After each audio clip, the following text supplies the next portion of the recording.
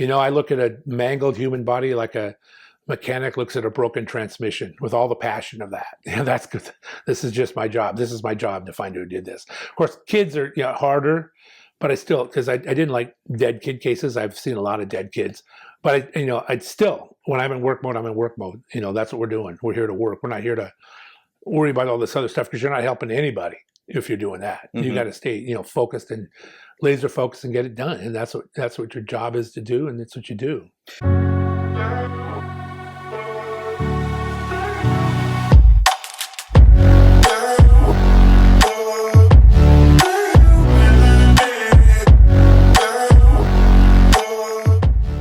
Yeah, my name's Cloyd Steiger. And Cloyd, can you tell me a little bit about your background growing up and what may have led you into law enforcement? Well, when I was 10 years old, the show Adam 12 debuted on NBC, and I started watching it, and then I got hooked on it, and right away I went, hey, I think I want to do that. That looks like a cool job. So that's what I did. And I told my parents, I'm going to be a police officer. Yeah, sure. But then I just continued. When I was in school, I go to the school library, and there were books like How to Become a Police Officer and all this kind of stuff. A lot of them were from the New York in the 50s and the old. And I read them all. And then I went to the public library and read all the books there. And then that's how, and I just continued all the way through high school and went to school and majored in criminal justice. And I was working, I got a job as an EMT on an ambulance. And when I was 18, doing that, and I was running around doing all this stuff, emergency stuff. And back then we weren't just transporting people, because we went to the scene with everybody. And anyhow, when I was 20 and a half, that was the minimum age to test for Seattle Police. And I always wanted to work for Seattle Police. I wanted to work for a big agency. I didn't want to work for a small agency. Matter of fact, when I was 12, I wrote a letter to the Seattle Police Department saying, I want to work for your department someday. Can you send me any information? And they sent me all these brochures and a real nice letter. I thought it was cool. Anyway, so then 20 and a half, I picked up the phone. I was actually at work on the ambulance. I said, called the Seattle Police personnel. He goes, you guys hiring? They go, yeah, we are. I said, would you send me a test pack? I would send me an application, and they did. And they, along with this about 100-page test packet. So I poured over that every night until I actually pretty much memorized every word in the test packet. And then a buddy of mine that I found out, he goes, I want to apply too. So he did. And we got test dates. His was on Saturday, mine was on Sunday. And he went on Saturday and was gone for hours. And when he got back, I said, how was it? He goes, man, there must have been 1,000 people there. I'm going, really? And so I went on Sunday, and there were about 1,000 more people there. And I thought, oh, shit, no way I'm getting hired here. But I did the test, finished it, and a couple of weeks later, I got a card in the mail. You're number 13 on the list. And so I had no veterans preference or anything like that, too. So that was, next thing I know, I was in the process. And, it's about a 6-month hiring process between all the tests you have to do and interviews. And you were 20 and a half? Yeah. Matter of fact, I was my background investigator, who ended up later in my career being the assistant chief on the police department. Good guy, John Pirak. He says, I'm going to put you in the class starting in August. And I said, well, I'm not going to be 21 till October. And he goes, oh, well, I could have started it in August, because as long as you're 21, you graduate. But he set me into one in November. And then November 13th, 1979, I showed up for the first morning at the academy, and that was the beginning. And back in 79, when you started, what were the prerequisites to be a police officer with Seattle Police? Just the usuals. There were height minimums and stuff like that. I don't remember a lot about the prerequisites, but they were looking, it went from, because earlier they just wanted big guys, right? Big apes, and I saw a lot of those guys late in their career, but they were changing more. And I remember when I was my oral board and sitting there and they're going, you're not even 21. How can you be a police officer? And whatever I said was apparently good enough, because they hired me. I said, well, I've been doing emergency services for a few years now and doing stuff, and I'm mature enough and I know what I'm doing and things like that. And I got hired. So any college prerequisite that you needed back No, then? you didn't need any. I didn't graduate because I got hired before I graduated. But I went to school for criminal justice, and then No, there was no requirement. High school graduation, obviously, requirement. Okay. Yeah, there was no incentive, like educational incentive for pay or anything like that either. What type of training did you have to go through in order to become an officer? Well, the basic academy. Back then, it was all run by SPD. It wasn't, yeah. And we, actually, the classroom stuff, it was just like the classes I was taking at school. So I'd already done all this stuff. So I had no problem with that. Although I remember every night, you had to type up your notes from the next day, from the day before, and turn them in the morning. So at night, I get there with this IBM Selectric, and they have to be perfectly formatted, or they'll tear them up, and you have to do it again. And so we did that. And then the PT stuff. I'd been a high school and college wrestler, and I was a jock, football player stuff. So I ended up being number one in my class in PT and defensive tactics, because I could take. I remember the first we were doing one-on-one, and it's take this guy down. The guy, I'm engaged with this guy, and I do kind of a sucker move where I get him to resist a certain way, and then I go that way. And so he's standing there one way, and he's pulling. Next thing you know, his feet are in the air, and bam, he's on his back, and he's like, oh. So then the instructor put me with the biggest guy in the class, and I could take him down too, because I was a wrestler, right? I know the technique. Yeah. Which actually, by the way, wrestling was the greatest asset I ever had as a patrol officer. Taking people down, I do a heel block and take them to the ground easily when things got out of control, and because it's mostly wrestling that you're doing, Yeah. So that was a good experience for me. Yeah. Okay. Well, you start off, you're 20 and a half, and then eventually you get to patrol. Are there any surprises that happen when you're on patrol? Well, yeah. First, because you're so young. I know. I was young. Matter of fact, I remember going my first month of, you go to field training, trail training. And the first guy I had, it was up in Wallingford, the Wallingford precinct, which is no longer open, but that's where I worked. Third watch, which is 8 at night to 4 in the morning for my first month. And the guy I was working with was dead weight. He was only an FTO so he could get extra money for it. He was lazy, and I was like, oh my God, what have I gotten myself into? And then, but I remember we were in a restaurant, and a waitress comes up, she looks at me and goes, "Are you brand new?" Because my uniform was immaculate, of course, and I was all young. So yeah, but I did that and went to 2 more FTO periods, and then got my permanent assignment, which was in the Georgetown precinct. Third watch still. I stayed third watch. No, one of my FTO periods I was second watch, which is noon to 8 p.m., but I was third watch my entire patrol career, 8 at night to 4 in the morning.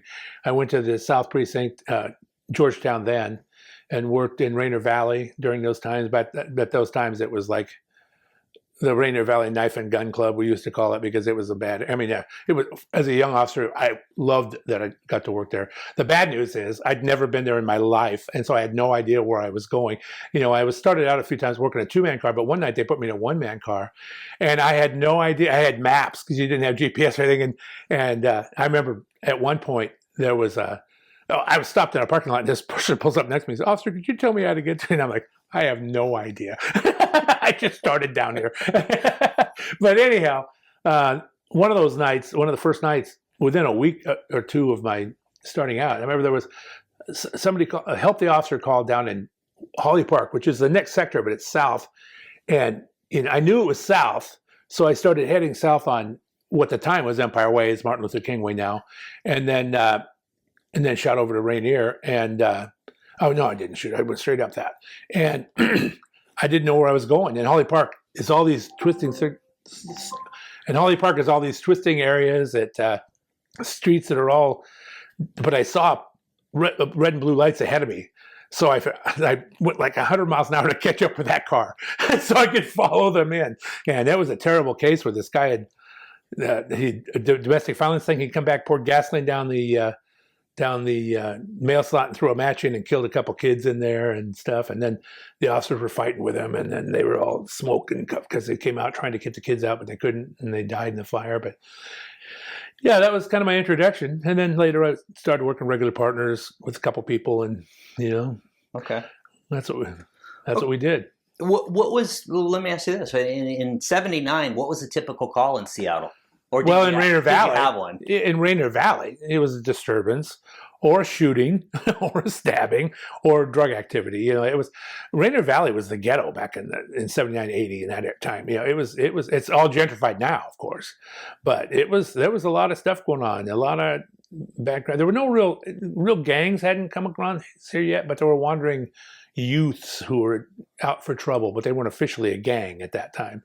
And so that's what was going on. Okay. And so you eventually get to the SWAT team. How long does it take you to get to the SWAT team? 7 or 8 months of testing and stuff and doing things like that, and then I was in. So yeah. But how long were you on patrol before you got to the SWAT team? I see.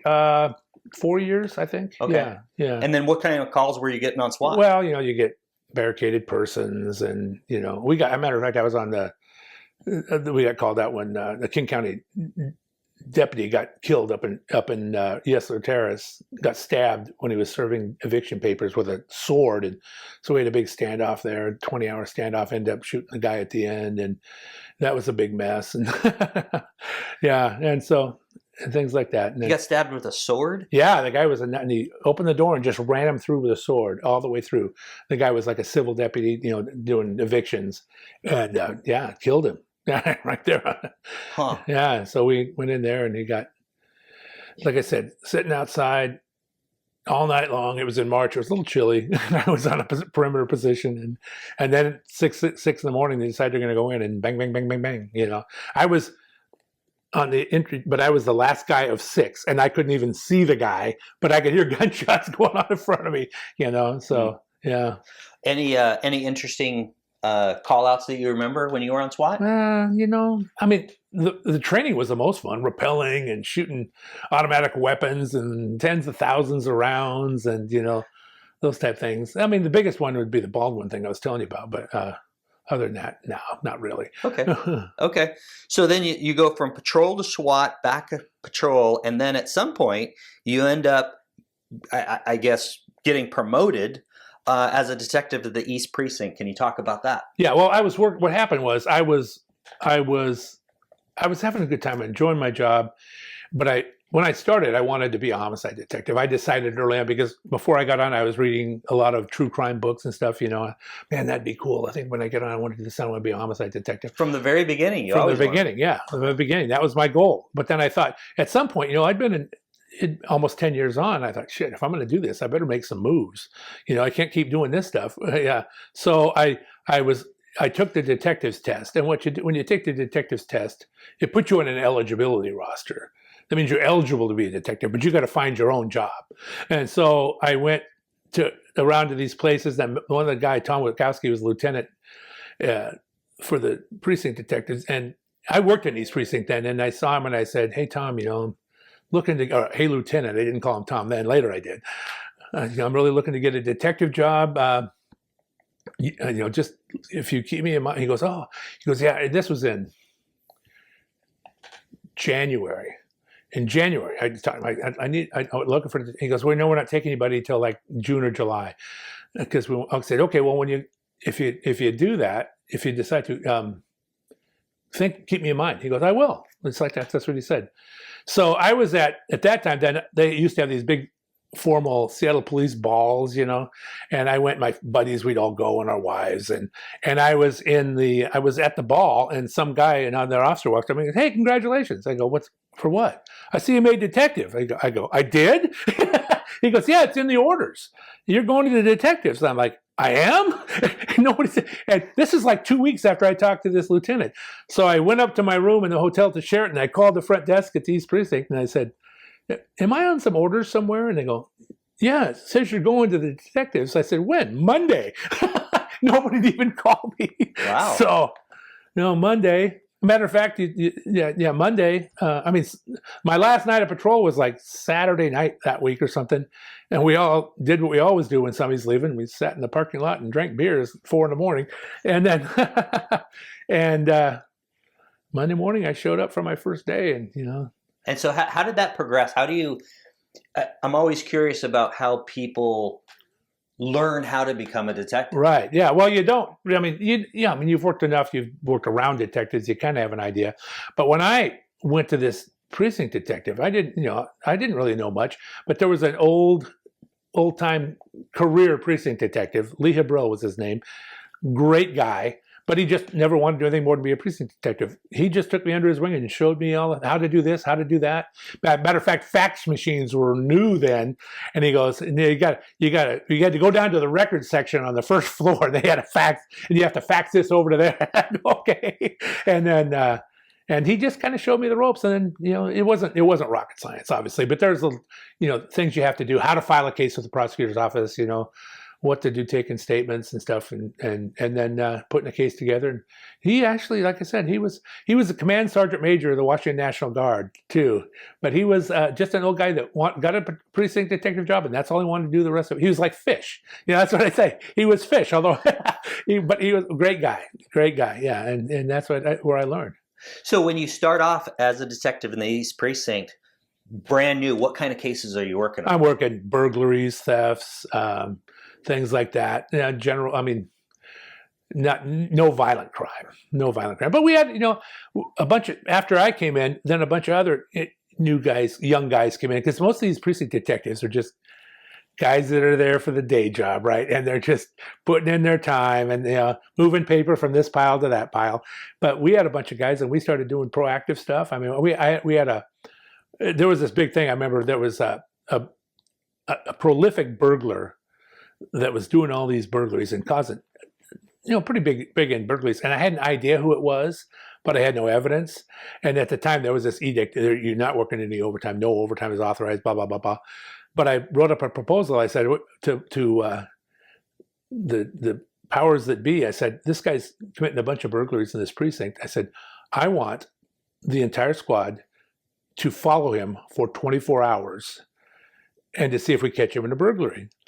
And they said, yeah, let's do it. They agreed. And so we got cold cars, which are not like unmarked cars. They're cold cars, like from Vice or narcotics, that are just seized cars or whatever. And we all went out, and we had to be at his house first thing in the morning, doper time, 2 p.m. when he got up. And we literally followed him all night, everywhere. And he didn't commit a burglary that night. But a few days later, I had one where I had enough to pick him up on one. So I brought him in, and I started talking to him. I said, we were following you. He goes, no, you weren't. And he goes, let me tell you what you did. And I started doing all the things he did. And he's like, and he confessed, even though it wasn't the same night, but he didn't know. He's stupid. And was he the prolific burglar? He was then? the prolific burglar. Wow. Yeah, we got And how many burglars had he? He did like 10 or 12 or 15 or something. And, pretty big lost burglaries too. Not nickel and dime stuff, but we nailed him. Yeah, that's the thing.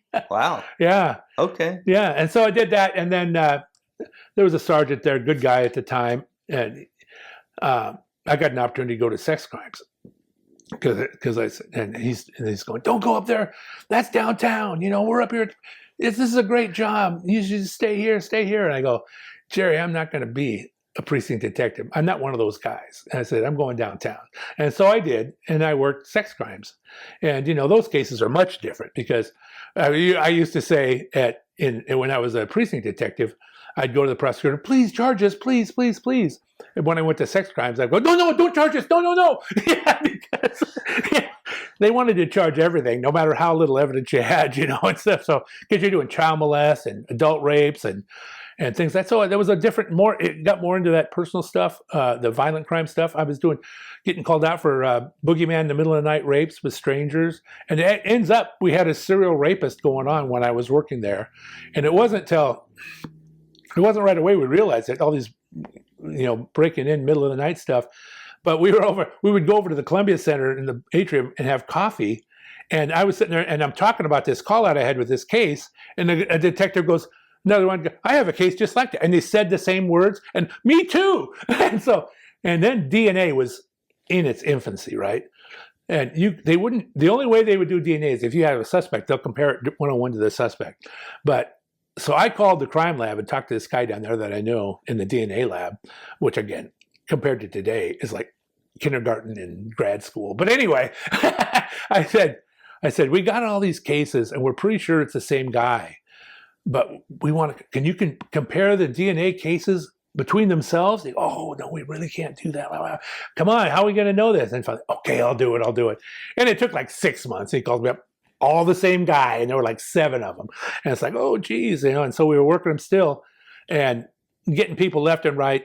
I'll come back to that. But doing other stuff, going out and, you know, making arrests, and that's where I kind of honed my interview skills, because I could get these guys to confess all the time, because I know the way you do it is you're not confrontational, you sound empathetic to them and things like that, and they'll tell you about it. So I was doing that stuff, making arrests, and I was sitting at that time. Sex crimes was office right next to homicide, and one of the homicide sergeants comes walking over to me and goes, "Hey, Cloyd." You go, "Yeah." He goes, "Do you ever want to work homicide?"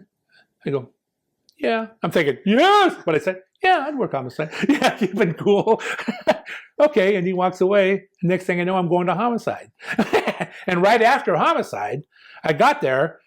The serial rapist got caught because not only because this rape he did, or whatever he did, it was on a metro bus.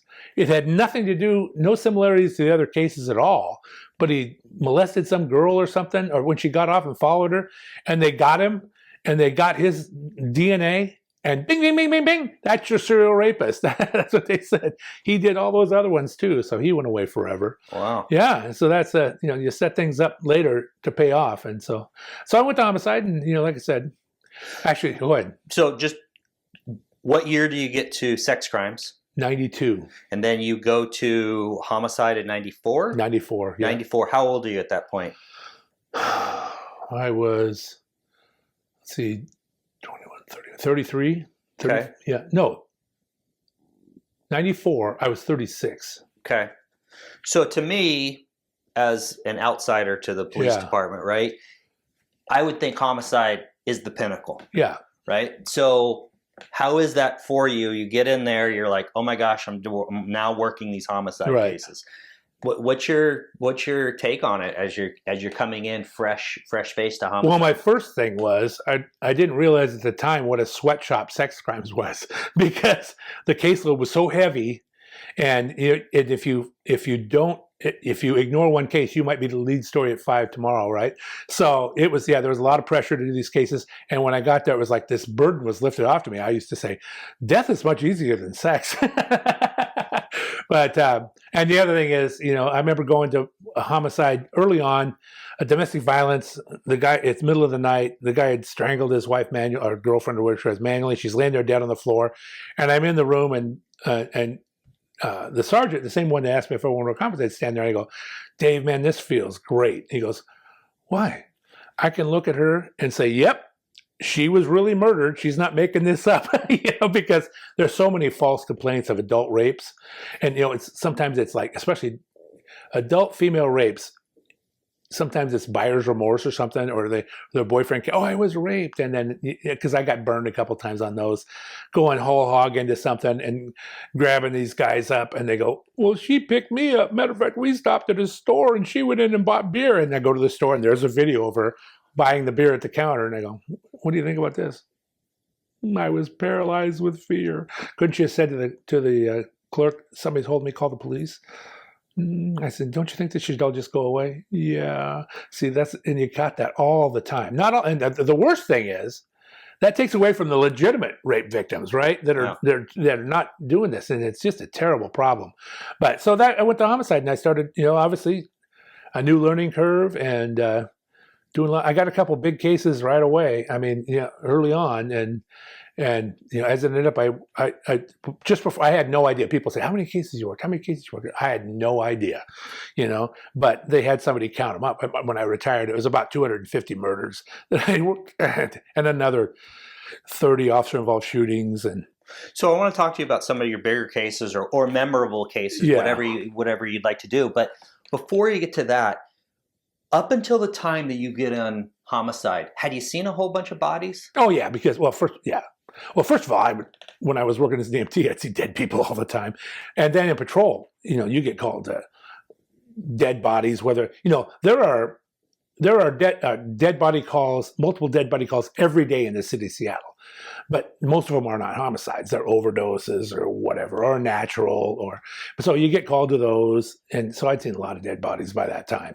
So yeah. I talked to a couple other homicide detectives, and they kind of say, look, at first you're kind of startled. Yeah. And then you just become desensitized. Yeah, It just becomes another thing. I have a line for that. And when I went to Homicide, I was already there because I'd seen so many bodies of patrol, but I'd say, I look at a mangled human body like a mechanic looks at a broken transmission with all the passion of that. That's good.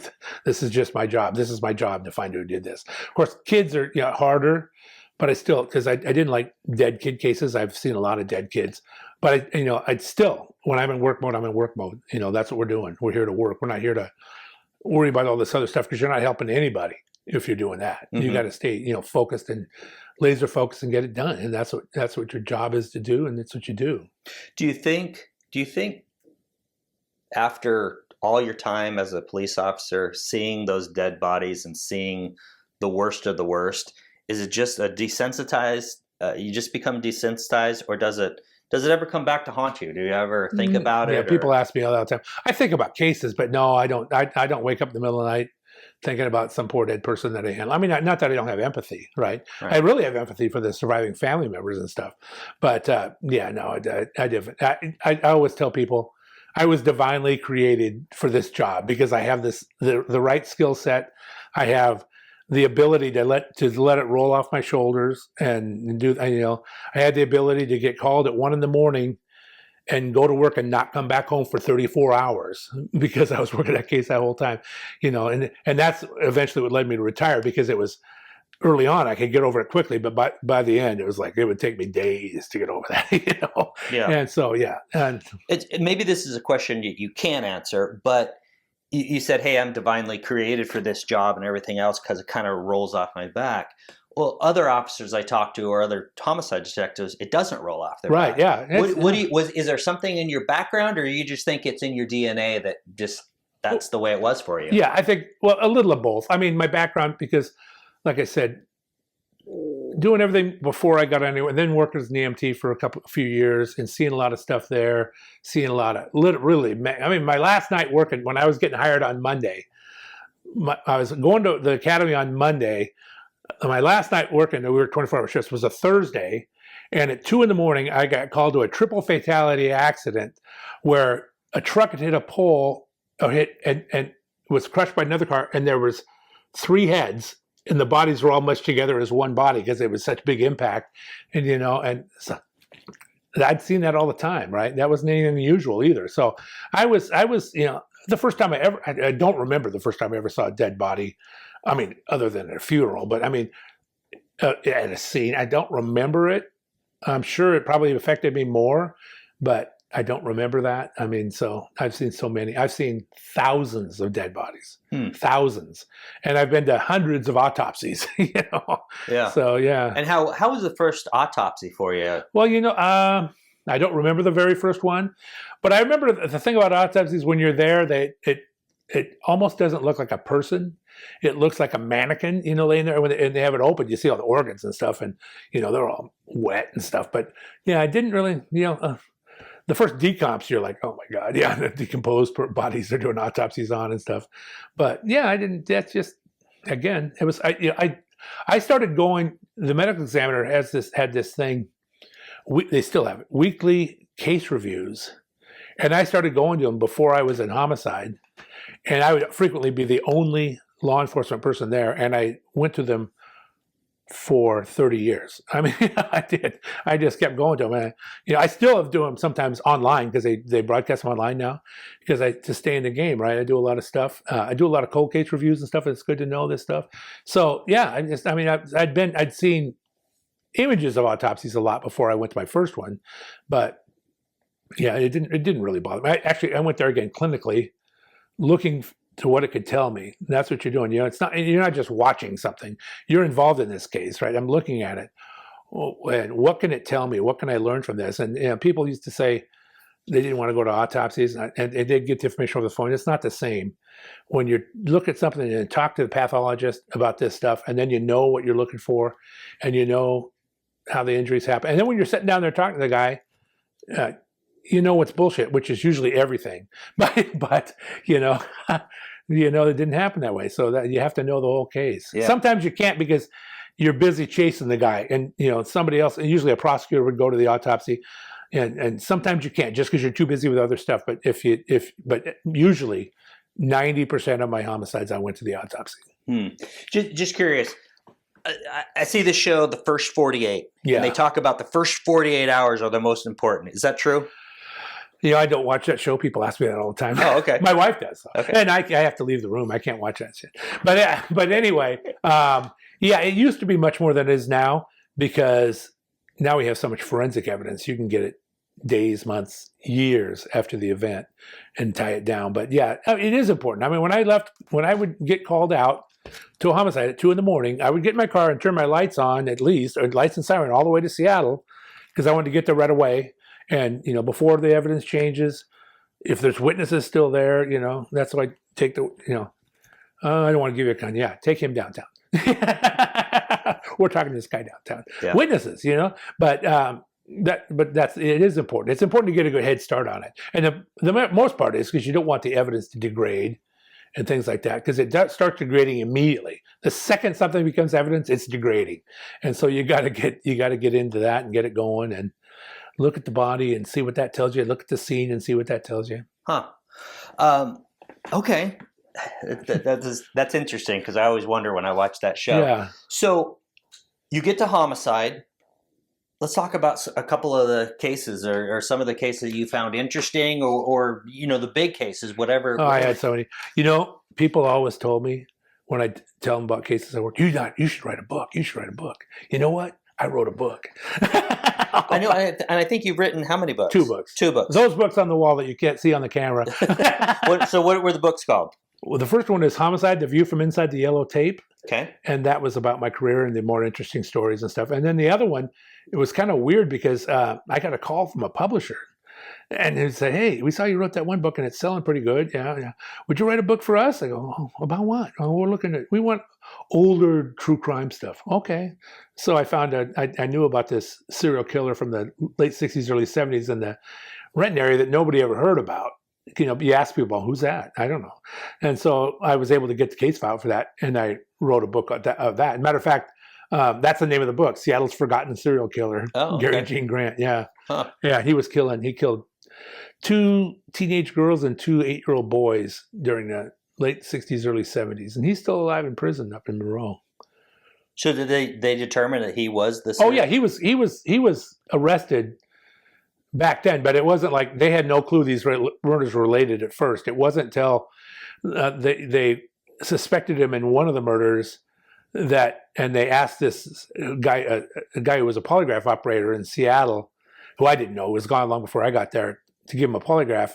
And he went, before he even had him hooked up on the crime, he confessed to the first murder. And then, so they took that confession. He goes, can I talk to him again? And the polygraph examiner just goes, his name was Dewey Gillespie. He's sitting across the room. He goes, I'm thinking of a girl. And he goes, did she have, and the guy says, did she have short reddish hair?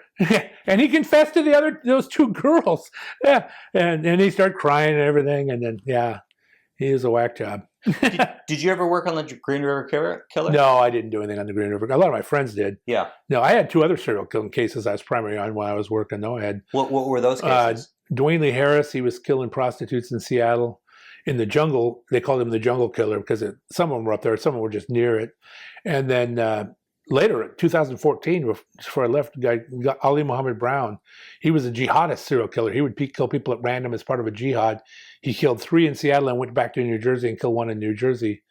And so I had that case. Really? I don't think I ever knew anything about that one. Ali Muhammad, yeah, it's because they don't want to talk about Muslim terrorists. Yeah, it's funny because the first 2 guys I got on, when the first 2 killed in my case, I thought it was a gangbang when I got the call. 2 black guys dead in the street at 29th and South Kings. And I got there and ends up they weren't gangbangers. They had no criminal history. They had jobs, but they were gay guys, right? And so immediately it's looking like they got killed because they were gay. And the U.S. Attorney's Office, Jenny Durkin was the U.S. Attorney then, was all over this. We may want to take this case. We want to take this case. Okay. Well, then, prosecuted. Okay, yeah. Well, then once they found out he was only an interstate jihadist terrorist, they had no interest in him. Really? No interest in it. No, it had to be done in state trial. Two cases, one in New Jersey and one out here. And I testified. Well, actually, he pled guilty out here. So they were interested when they thought it might have been a hate crime. Yeah. But not interested when it was... Interstate terrorists, not interested. The federal government was not interested because it wasn't politically correct. How many total people did he kill? 4. Were they all homosexual? No, only my first 2 were. So what was were the other 2 males as well? Yes, all of them were males. What was because he was that was his criteria: single male, or in this case 2. He got the 2. He picked up the 2 in Seattle using Grindr, and they were just low hanging fruit, easy. Any of you go with you on Grindr. He picked up one guy and just killed them both, and then one guy he just shot at random out in Skyway.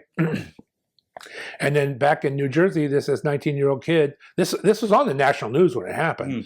19-year-old kid home from his freshman year at the University of Redmond. He's in West Orange, New Jersey, just across from Manhattan. And he's with his friends. He texts his mom, says, "Hey, nice, all-American kid. I'll be home in a few minutes." I'm like, okay. Never comes home. Well, the West Orange police get called to shots fired in this neighborhood, which is a high-rent neighborhood. Unusual call of shots fired. They get there, and there's casings in the street, but nobody around. And so what's going on? Well, then a mile down the road in a parking lot, they find this kid's car, and he's dead on the passenger seat. He's been shot multiple times. Chosen at random. What? Oh, just chosen at random? So, at random. So the other... Everybody was chosen at random. Really? Yeah, they had no ties to the suspect at all. They were chosen because that's his... When I talked to him in jail over there. It was a jihad, He says, "Why are you worried about these few people? There's thousands of Muslims being killed in Syria and Iraq by U.S. bombs, and you're worried about these people?" So he didn't necessarily even target the 2 homosexual because of some... Well, he did. Well, the first clue here is one of the gay guys in Seattle was a Muslim gay, and he had like 10 shots right to the face. See, because in Muslim... gay is not good.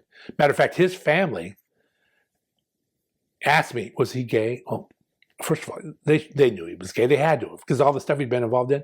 And I said, yes. And his sister told me, that's worse to us than him being murdered. That's what she said. About the victim. Yeah, about the victim. Wow. Yeah, the fact that he was gay hurts us more than that he was killed. Huh. Yeah, so, oh my God. Yeah, anyway. So, yeah, he picked, because it was easy on Grindr. You could pick anybody up. Yeah. And that was easy. And then he had the one guy in mind. The other guy was given a ride home. And he shot him in the head once and passenger seat, and then boom, and then drug him out, bam, bam, bam. And then stole their car. And, of course, the car was missing. We didn't even know the victim had a car until 3 days later when I'm talking to some witnesses that I had to find through his phone. Oh, yeah, I was with him that night. Maybe you could have called yourself, right? They're friends of these guys. Yeah, and they tell me. And anyhow, we find the car down in Rainier Valley with blood pouring out of the side, dried blood pouring out of the side and everything. And that's how we broke the case, because in the back seat on the window had a palm print, and the palm print came back to this guy, Ollie Mohammed Brown. He'd been handled before when he was 18 for being involved in this group that was funneling money to ISIS and things like that. And he'd been arrested and charged with that. Was he an American citizen? He was. He was a born in USA, radicalized Muslim. Huh. Yeah. So the second 2 victims, though, he just totally picked those guys at random. Absolutely random. The one. Well, actually, the one guy was the first one. It was discovered. It's the first one. It's kind of a long story, but I found out that this guy had been Ollie Mohammed Brown. When I found out who was one, he'd been arrested in Siskiyou, California, a couple months before, and he was stopped driving this silver Dodge Durango, and they had some dope on him, put him in jail, towed his car. Well, like that day, we get a call from the sheriff's office. Guy in the sheriff's office, of course, the detectives are right across the street from us.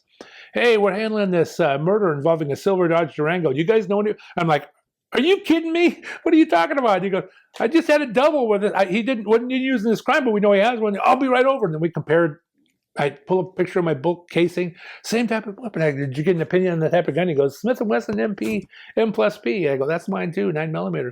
So we call the crime lab and say, compare our cases to each other. And then he calls us back, well, same gun, and then we know those.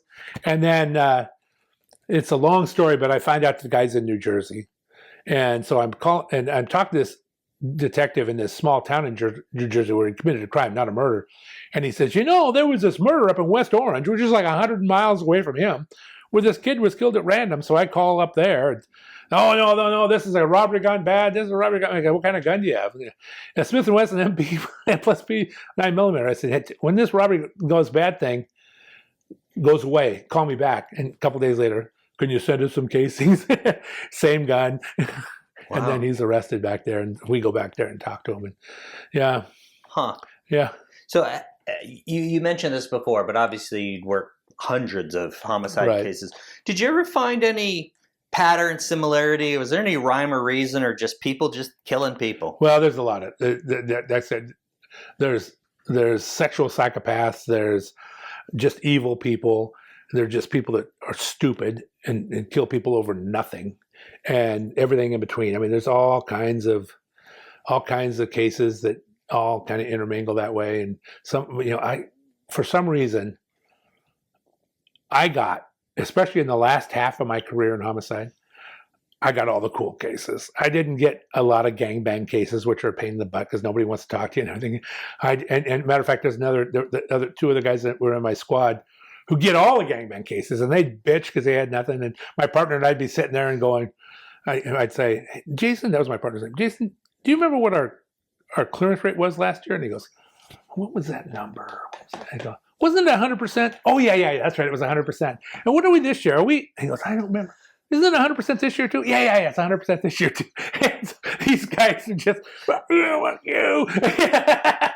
And so, but I just, and the murders are assigned on a rotating basis. There's two detective teams, and once the one before you're called what's called next up. So you get whatever murder happens anywhere in the city, whenever it happens, and that's your case. So they just randomly. I got the weird sexual psychopath stuff. I got the interesting stuff. I got serial killers. I got all this stuff. And these guys. Matter of fact, when the first in this serial killer case, when I thought it was a gangbang, they're like, ha, you finally got a gangbang. And then I come back, hey, guess what? That wasn't a gang. It was a serial killer. Are you kidding me? How many serial killers did you deal with during your career? Well, I worked those two. I was involved in a couple others, and then I was involved in one that actually happened down in Arizona, but we arrested him up here, and we kind of did a sting to get him to confess up here, because we knew he'd been killing gay guys in what's the name of the damn town in Arizona? Anyway, Prescott. It's not Prescott. It's Prescott, Arizona. I found anyway. He was killing gay guys down there, and he had told a couple guys in jail down there that he did it, but the prosecutor wouldn't charge based on a jailhouse snitch, which is absolute crap. Because if you have multiple ones that don't know about each other and they're both saying the same thing, yeah, baloney. So anyway, they found he was up in Seattle, and they came up once, tried to find him, we couldn't. Then they found out again. They called up and they says, how far is Bellingham? I said, it's about 100 miles north. Do you know anybody up there? I go, why? Apparently he's in the Whatcom County Jail. I said, well, we'll take care of it. So they came up, and we got a wire authorization, did all this shit, and went up to Bellingham, and had two undercover detectives get arrested, go into the police, go to the jail in police in handcuffs, go through the booking process and everything. And the deal was we would have them go to the nurses' station, and then have this guy go in there and set them in the same waiting area and just see what happened. So my partner and I are sitting out in the car. They're wired. Only one of them is in. We do them separately. The first guy's in, and we're listening to him on the wire. And then this guy comes in and sits down. And he goes, hey, how you doing? Oh, good. He goes, what are you in for? And he goes, oh, some gay guy touched my nephew. I beat the shit out of him. He goes, oh, I killed a bunch of fags down in Arizona. That fast. Boom. Just like that. 10 minutes. It was done. Wow. And he got arrested, sent down to Arizona, and convicted based on that statement. So it seems to me serial killers are a little bit unique with respect that, when you actually hear about them, right, it's a big deal. Right. But did you find serial killers in particular, I mean, maybe the general public doesn't know, are they more common than you often hear? Well, they are rare, but 90% of serial killers, 95% of nobody's ever heard of, because they kill. You hear about the Ted Bundy's and the 30, 40 people, but you only hear about the person that does 3 or 4 or something like that, and they get arrested, and it's kind of nobody really. It's below the radar, and they don't realize it. But those are serial killers too, and so they happen. It depends on what their motivation is. Most serial killers' motivation is psychosexual. This guy from Arizona, he was a little crazy, and then but the jihadist guy's a different guy. So they're all different. But like I said, most of them nobody ever heard of. There are many more here that have been here. I mean, than people know. The Seattle PI a few years ago did serial killers in Washington, and it's just a big spreadsheet with pictures, and there's like 60 of them. And I went, I worked that case.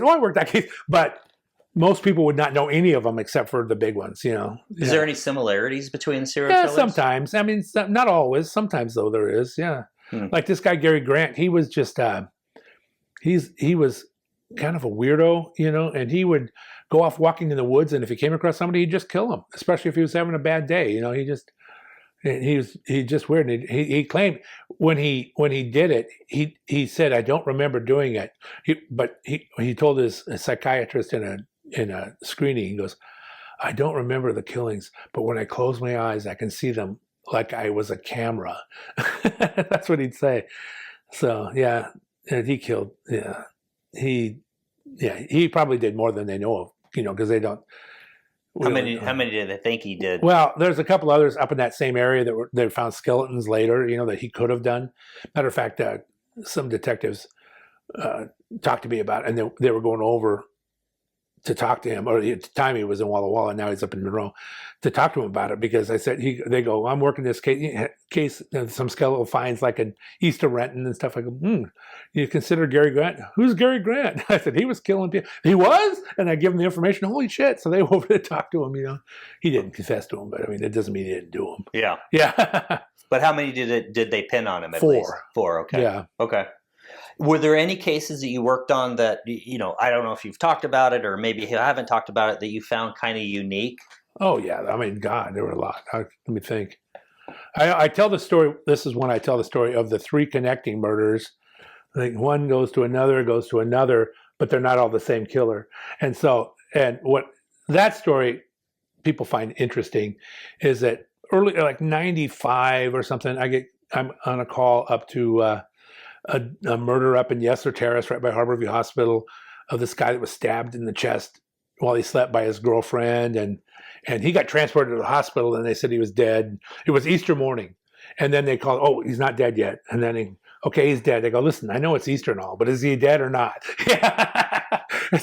And he was finally dead. And so his girlfriend was arrested. Geraldine Hendrickson was her name.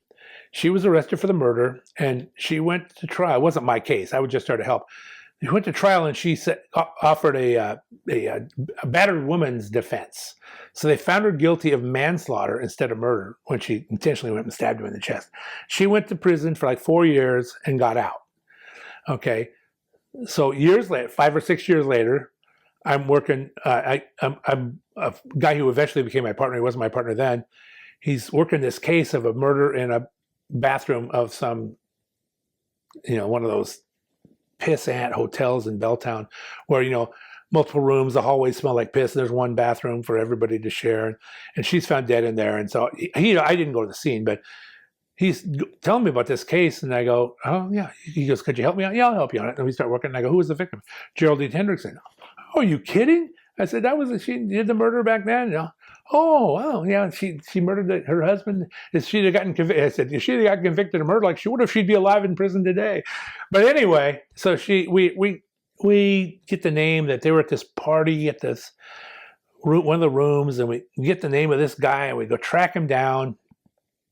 And we bring him in, and he's like, "Oh man, she told me she wanted to have sex with me. She took me to the bathroom, but she's crazy. She pulled out a knife and tried to stab me." And he holds up his hand. There's a stab scar right in the middle of his hand. He pushed her away. She fell and hit her throat on the edge of the tub, and that's what killed her. And then he goes, "And I ran. I didn't know she was dead." So I go, "Yeah, we know she likes to stab men, And then the prosecutor says, yeah, we're not going to charge." So it was, a lawful self-defense, and so he didn't get charged. About 6 years later, I get called. I'm actually in court in a murder trial, at the time my pager is buzzing, that there's a murder up in at 500 Wall Street. It used to be called the Grosvenor House. It's some super expensive condos now, right underneath by the monorail tracks at 5th and Wall. So I go out there, and there's this 87-year-old woman. She's been raped and murdered in her apartment. She's laying there on the floor, naked from the waist down, hands out, a knife stuck through her throat and into the floor, a big butcher knife. And so, long story short, I go through this. I'm at the scene, and there's some checks that are a box of checks that's kind of moved or something. I go over and picked up the checks, and I start going through them, and one of the packets in the middle is missing. They're all, numerical. There's a middle one's missing. So it was on Washington Mutual Bank, who doesn't exist anymore. But I went to the downtown branch of Washington Mutual, and I went in there and talked to the manager and said, listen, these checks are taken in a murder. I said, if someone tries to, I want you to put on the account, if someone tries to cash a check, don't deny it, but stall and call the police. Okay, I'll do that, Well, the next day I'm in the office, and I get a call from a patrol officer. Yeah, I'm at the Washington Washington Mutual Bank downtown, and I got this girl. She was trying to trying to cash a check on Esther Vinicow's account. That's the victim's name. Bring her on in. So he brings her in. It's this native girl. And I have her in the interview room, and I'm talking to her. I go, did you know Esther? And she goes, yeah, I know Esther. Yeah, I did some work for her. And I put down a picture of Esther in life. He said, yeah, that's Esther. I go, oh, maybe this is how you saw her last. I put a picture of her laying there with a knife through her, and the girl screams, ah! She goes, I don't know anything about it. This guy said he'd give me $50 if I cashed a check, and he was waiting outside, blah, blah, blah, blah. And I go through, who is he? Who is he? And she goes, oh, I don't know his name. I see him on the street. And she tells me that where he usually hangs out. So I put her in the car. We're driving all over downtown, look for this guy on the street. Can't find him, can't find him. And we're doing this for like 3 hours. And I'm driving, I remember I was driving on 5th Avenue underneath the monorail tracks when she's talking, and she goes, he told me he killed a girl in Belltown 5 years ago that didn't get charged. And he said, what? Yeah. So I race back to the office, go get that file, open it up. There, yeah, that's him. Robert Lee Wentz is his name. So we get him, and he confesses to the murder finally, and get him to confess to raping her too. And yeah. He just picked her at random on the street. Saw her, was just going to rob her, but then he followed her into her apartment. And she was up very, could walk, coming home from the store. She's 87 years old, still doing great, but he killed her in her apartment and gave all the details. But boy, what a strange world. I know. Right? I know. It really is. Yeah. Let me take a little bit, switch a little bit with you. When did you get married on the job? I got married in 1981. Oh, married to my wife? Yeah. Yeah, 1981. So I'd been on about 2 years. And did being in law enforcement and being detective and homicide and everything else, did that take a toll on your family at all and your marriage? Well, I'm still married to her. Yeah. 42 years later. I did, but I met her before I was a cop. And I met her when I was like 19 and she was like 16, and we stayed in touch, but she lived in Spokane. I lived over here. And then eventually she came over and we got together and stuff. But, no, I mean, she knew what she was getting into, matter of fact, I remember the first time I ever met her, the first night we were sitting there talking and she said, we were talking about things. I said, I was going to be a police officer. She goes, oh, I could never be married to a police officer. That's what she said. Not only was she married to one, she had 2 sons that were too later. Wow. Yeah. So, it does. I mean, it interrupts stuff that I, get called away a lot. I'm gone for a long period of time. Yeah, it was hard, but I mean. But maybe it's just, she's used to it. From the very beginning. She was, yeah. Typical long hours for you. Maybe she's like, hey, this is part of the gig. Well, right? I think she realized that long hours equals long check too. So that helped. Yeah. We will solve no crime before overtime. I'm a cop and a half, a time and a half. So how about this question? I mean, you've been in law enforcement. You were in law enforcement for how long? 36 years on the police department. Then I worked 4 years for the state attorney general's office in the homicide investigation tracking system. I was the supervisor of that unit.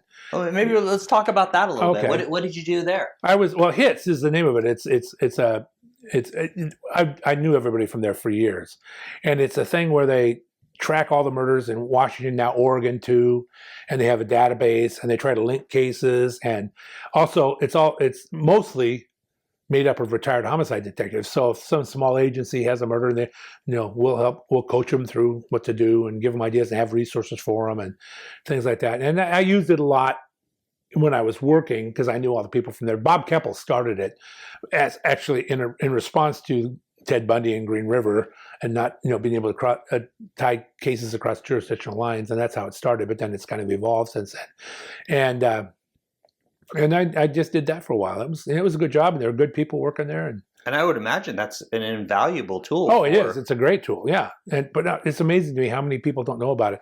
People would call, I had this case, I need some help. Blah, blah, blah. I said, call HITS. Who? And I'd give them the number or something they call, and and it's there, and we go out to. They're usually at all these homicide seminars and stuff, and you get to know everybody all around the state, and that was good. And so the active homicide detectives would call your unit sometimes, or we would go to them. I mean, okay. They would go to if they have a homicide. Mm-hmm. A HITS person would go to get all the information to enter it in the computer to keep track of it. They didn't have to send anything to us. If they had questions, sometimes they'll say, "Hey, let me know about this," or "I'm looking for murders related to this," and they'd run it in the computer and find what they're looking for. But yeah. And did you ever find not necessarily similarities, but when they would input or you guys would input the stuff in your system, did you ever find leads that turned out to be? Well, yeah, there was one. This is before I was at SPD when this happened, but I always forget this guy's name. He was a serial killer in Spokane, and he was killing prostitutes and stuff over here. But there was a couple in Tacoma, and they entered Tacoma, and they said, Spokane's got a case just like this. They do, and it was the same guy.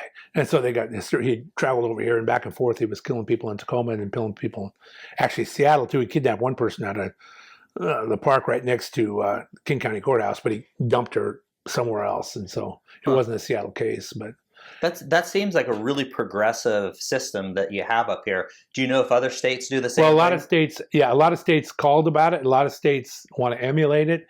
Montana got involved in our system directly in our system a few years ago, although they didn't really they started it, but they didn't really carry on with it. And then a lot of states do something similar that's based on it. It's like VICAP for national, except VICAP doesn't work right because first of all, they don't have participation by all the agencies. In Washington, we have 100% participation in VICAP because the HITS unit does all the VICAP stuff. The individual officers in the agencies don't have to. But the other thing about VICAP is they only want certain kinds of murders. And the problem with that is sometimes your guy's committing that kind of murder, then he does a different one. And so you miss the ones, And, it's a good idea. The way it works right now, it doesn't really work well. I mean, they need to do some stuff with it. But it is a good system. But a lot of other states come out, and Utah came out, and they started developing something on their own, and I forgot which other states. Okay, huh? Yeah, yeah. You think it would be something that more states would mandate and do, just like Washington. It is labor intensive. The problem is, it's labor intensive if you ask the agency to fill out a form on every case. You have to send someone to them that will fill out the form. I just need the information. In Washington, in Seattle.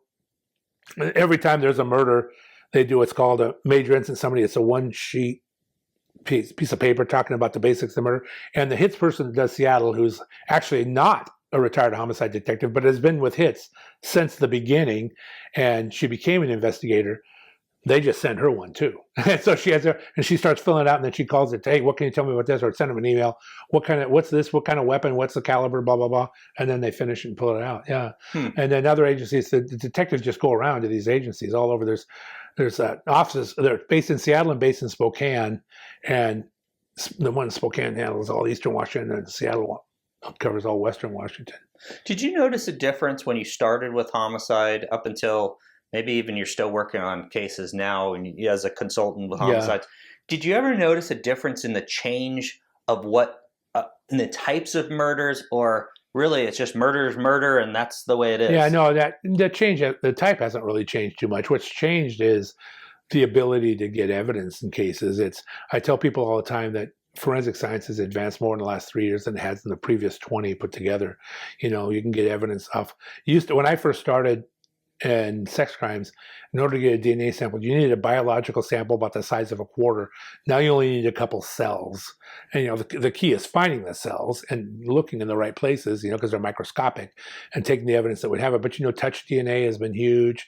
The thing, if you just touch something, your DNA is left on it. The problem is, whenever that happens, you have to, as a detective, think, and you get a name. This guy was there. How could that have gotten there unrelated to this murder? Because just because your DNA is somewhere doesn't mean you committed the murder, right? And so that's what you have to do, and eliminate all things. I remember this wasn't DNA, but it was a fingerprint. When I was in sex crimes, a lady down in South Seattle, an older woman, was raped in her apartment, or house, I'm sorry. And she said the guy knocked on the door and asked to use her phone, and he picked up the phone book, was looking through it, and then raped her. And so we took the phone book and sure got a good thumbprint off the surface that come back to this guy with a criminal history. So I went and picked his butt up, and I had him in there. I said, "Tell me about the time you stopped at that woman's house and borrowed her phone book." She goes, "I never stopped at a woman's house and borrowed her phone book." "Well, then you used to deliver phone books in that neighborhood." "I've never delivered phone books." "Thank you, because I just eliminated the only two ways your thumbprint could be on that phone book, other than being the suspect." And he was. And that case didn't go to trial. Huh. Yeah. In terms of touch DNA, you just mentioned that. Because touch DNA has recently come up in the Kohberger case in Idaho. Yeah. How reliable is touch DNA? Just as reliable as other DNA? If you can get a profile, it's just as reliable as any other DNA. Again, the problem is it's not like semen in the vaginal vault of a murder victim. That it's the guy touched something. Well, how could he have touched it and not been the person? Is it something that was outside the home at one point? Is it something where he could have, like on a grocery bag, did he work in the grocery store? Was he in that grocery store? Because if you touch a bag and then don't take it and somebody else takes it, your DNA is on that bag. Right. And so those are the things. It depends on where they get the DNA. As far as whether it's definitely him or not, it is definitely him. Okay. Or not. Right. There's both sides. You either are or you aren't. The DNA is the same DNA, the same profiles, and the same number. I mean, it's even worse now, but it used to be. I remember I'd get these profiles and it'd say the chances of picking a person at random in the U.S. is 1 in 54 quintillion. That's 54 and 18 zeros. Those are not good numbers. So they're good for me, but they're not good for the suspect. And and now, because they do it more sensitive, it's like to the 50th power or something, and it's still DNA. Right, it's not as unreliable. It depends on, assuming you can get a full profile. Now, if you're getting YSTR DNA or mitochondrial DNA, those are different, because YSTR is something that is the same down all males in your family, from your father, all males on your paternal side, and then mitochondrial goes to your mother's side, and those are not those numbers. I mean, you can eliminate somebody and say, whoever this is a male relative of that person. Whether it's him or not, I don't know, but it's a male relative, and you can eliminate other male relatives. A male relative on the father's line, and then the same with mitochondrial. You have mitochondrial DNA as a male or female, but it comes from your mother. And so and those numbers are not the same. They're not. A full profile number is different. Full profile is full profile, whether it's touch, whether it's biological, whether it's whatever. The issue is, how did it get there? Did it get there during the commission of this crime, or did it get there some other way? And have you been following the Kohberger case in Idaho at all? Yeah. I mean, the University of Idaho case. What's that? The University of Idaho case? Yeah. Oh, yeah. I mean, like I said, I did a couple news things on it. So what do you think about that? Because I think this is the evidence that they found touch DNA on the knife sheath. Knife sheath, yeah. Any opinion on that? Or? Yeah, I mean, that's his knife sheath. That's a start, but that's not all the evidence they have. Yeah. I mean, they released stuff early on enough to get people think, oh, is that a good enough case? Well, they only release enough to get charged. They only have to charge. They're not releasing their whole case, right? They have to give that to the defense, obviously, in discovery. But so there's other evidence that ties it. But yes, that is good. I mean, it's his knife sheath. He can't say that's not mine, or he can't say I've never touched that knife sheath, because he did. Yeah. So yeah. Touch DNA is touch. If you have a full profile, you have a full profile. Yeah. If it's YSDR, you don't. I mean, you have something else. It's still evidence, but it's not as. It's just more likely than not type evidence rather than absolute evidence. Right. Okay. All right. So going back to the question I was going to ask you. Yeah. So after years and years of being in law enforcement, can you think back of when you first started, when you were 20 and a half, 21, right? Until the time that you retired? Did being in law enforcement affect the way that you view people and view society? Oh yeah. I mean, I'm not one of those guys that thinks everybody's evil, but I know there's real evil in the world, right? I mean, I know how it looks. You know, I remember just like a couple weeks ago, I was going to the store, and I pulled into the store and the parking spot, and the people in the car in front of me, maybe they came in after I was there, and I'm looking at them and go, what are those guys doing? You know, they didn't get out to go in the store. They're just sitting in the car, and they had that look, and I just stayed in my car to watch them. You know, I didn't, yeah, and it's like, these guys, they're not here to shop, because they would have parked the car, would have gone in and gone in the store, but they're sitting there and they look like they're capering, right? You can recognize that. You know, when you walk into it, just like cops can recognize other cops. I remember going to, there was an LAPD guy coming up, and I'd never met him before. I was meeting him at the airport, and he gets off the plane and he's walking he look at each other, they go, Ramirez? He goes, yeah. And then one time I had to go to Saipan for a murder case, and my partner and I, and you know, that's clear across the damn world, and there was an FBI office on Saipan, and they were meeting us as we got off the plane, and we're getting off a full DC-10, and we're walking on, and the FBI goes, you guys the guys from, yeah. We right away. I mean, they do. It's something about the look or something, the way you look at people, but you're always looking right in the eyes and stuff, and cops don't turn away when you're looking at them. Yeah. Things like that. And yeah, you get that, but I don't dwell on it. I mean, I carry a gun everywhere I go still today. If I go to the grocery store, I carry a gun, because it's better to have it and not need it than need it and not have it. That's my, and there's so many whack jobs in the world, you know, and so that, yeah, those are the type of things well, of course, to me, a gun is like a wallet. I've always carried a gun. So it's not like I think it's a big deal. It's not like, oh, I got a gun. You know, I'm going to the store. So I'm curious about that case from Saipan. Did you have somebody that you tracked to Saipan? Yes. Oh. We tracked somebody to Saipan.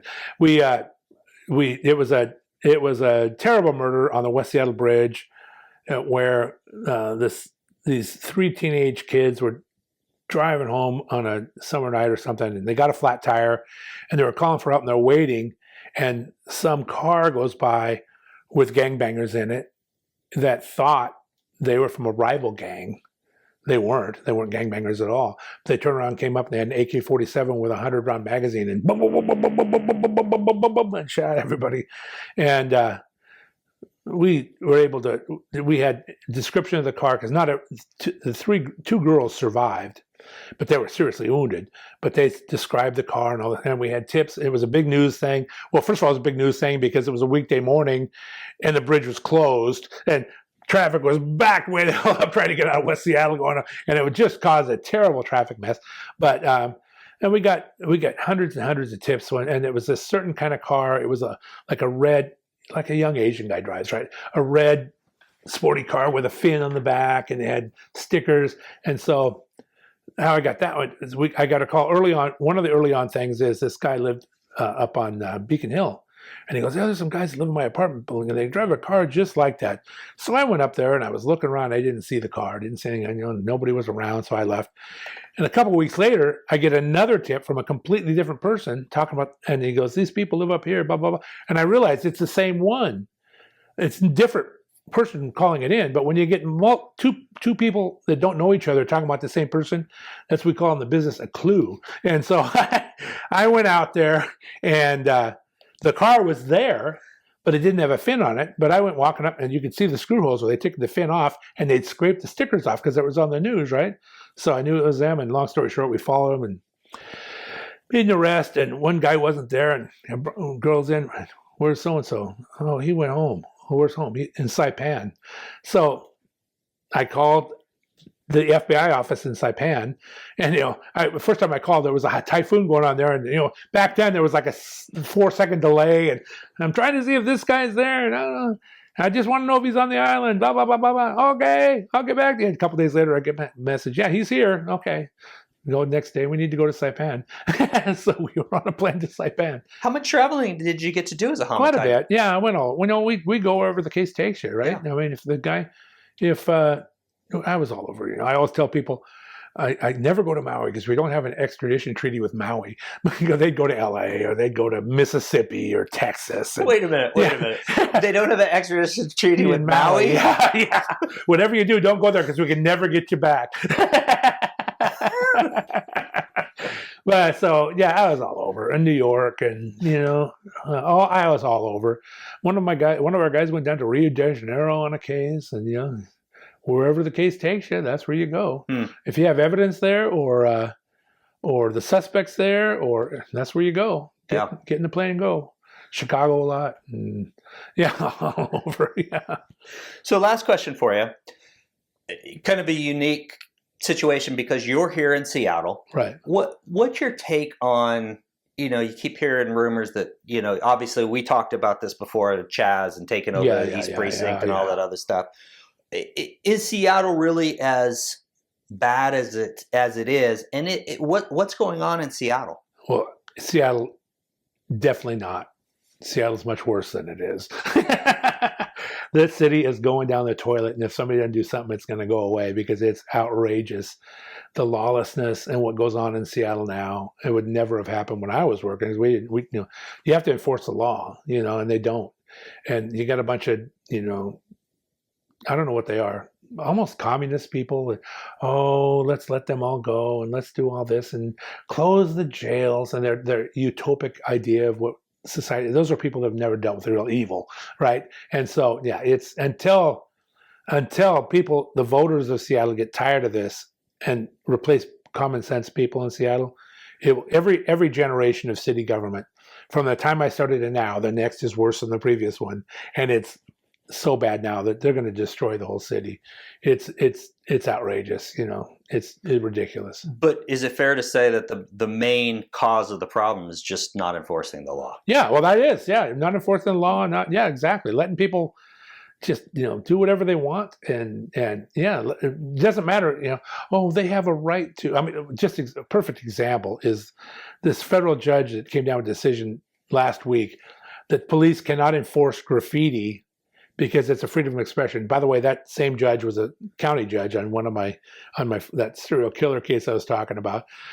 What do you mean you can't enforce? It's freedom of expression. It's okay for me to go put something on somebody else's house or building or property that's their property. They don't have permission to do that. It's not freedom of expression. You have no right of freedom of expression to do that. You want to make a sign and put it up, hold it up, or in a public area, make art, and you can, then that's fine. You have that freedom, but you don't have a freedom of expression to damage other people's property. And that's the way the city is going. That's the logic.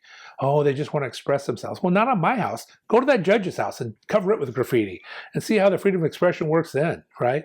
I mean, come on. Or not my commercial building. If your building has graffiti all over it, people are not going to come there to shop because it's going to look like a dangerous place. They're not going to come use your store or your service because it looks like a ghetto. And it is a ghetto because you're letting it become that. Do you have any advice for people that are looking to go into law enforcement? Well, the good news is if you're reasonably qualified, you will have no problem getting a job.